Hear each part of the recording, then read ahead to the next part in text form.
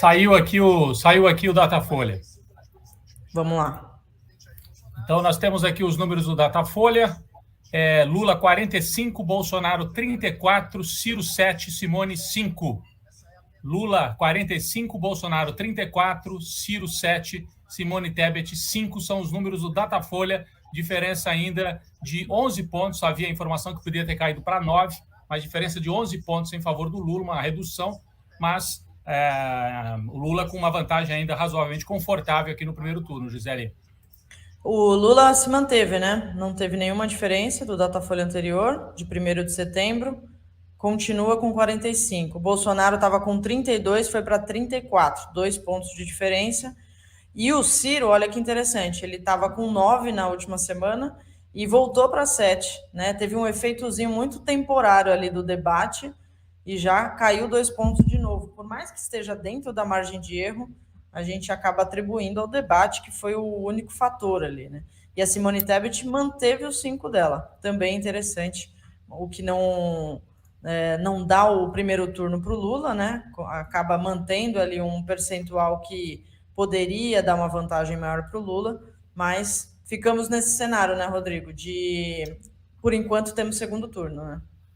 Isso, e no segundo turno acaba de sair também o número, a Folha está anunciando aqui numa live exclusiva para anunciantes, né? No segundo turno, Lula 53, Bolsonaro 39, então uma vantagem também confortável para o Lula no segundo turno, e Bolsonaro é o mais rejeitado, 51% de rejeição para o Bolsonaro, 39% para o Lula. Então, há uma pequena recuperação do Bolsonaro, Gisele, no primeiro turno, mas é isso que você já destacou aí. O Ciro recua. A minha impressão é que começa a haver um movimento de voto útil do Ciro para o Lula. O Lula, vamos ver depois quando dividir por setores, né? A impressão é que o terrorismo evangélico contra o Lula continua fazendo efeito, mas talvez tenha sido compensado pelo voto útil que sai do Ciro e vai para o Lula. E o Lula se mantém com os mesmos 45. O Bolsonaro é que subiu 2 pontos. Foi de 32 para 34, no limite da margem de erro. O Ciro 7 e a Simone Tebet 5. Esses são os números do primeiro turno, Gisele, para depois aí você, o Paulo e o Alex poderem analisar aí com calma, Gisele. E os votos válidos, o Lula não tem mais de 50%. Então é isso. Temos segundo turno, né? O Lula está com 48%. E ele também tinha 48% em 1º de setembro. Então, mantém os 48%, mantém uma disputa em que ele vence com bastante vantagem no primeiro turno, mas não leva no primeiro turno. O Bolsonaro tem 36% dos votos válidos, ante 34% do Datafolha anterior, do dia 1º de setembro. Então, 2 pontos, uma variação dentro da margem de erro, mas são 2 pontos positivos aí. Ô, Gisele, você pode repetir nos votos válidos, por favor, como é que tá? 48 do Lula, ficou 48 da última, continua com 48, e o Bolsonaro tinha 34 e agora tem 36.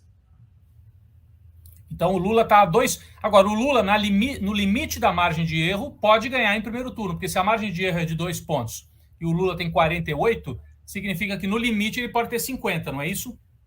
Significa que a gente tem que contar com a margem de erro para levar no primeiro turno.